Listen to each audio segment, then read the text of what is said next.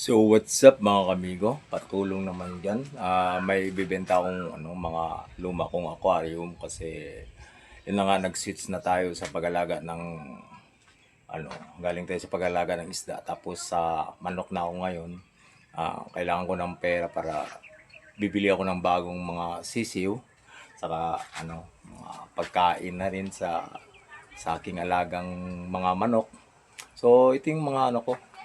Bali may dalawang aquarium diyan, luma yan, tapos sa ibaba kasali na yung stante sa mga fish keeper diyan. Shoutout sa inyo, baka kusunada nyo, pwede natin negosyable yung presyo. Tapos may mga pala tayo diyan, may mga yung iba dyan, mga bago pa yung mga beta tank na hindi ko pa nagamit. Medyo na lang, marumi lang tingnan kasi matagal na kasi yan dyan naka-stock.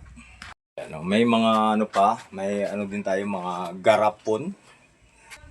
So kayo na bahala. Pwede natin pag-usapan kung magkano yung gusto nyo. Meron din dito sa isang balde, mga garapon din yan. Yung sa itaas pala mga kamigo, yung sukat niya is 12 by 22. Sandali, yung sa ibaba susukatin ko rin. Nagdala ako ng dito. Trosan. Sa ibaba mga kamigo ay yan, 25 by 15 inches.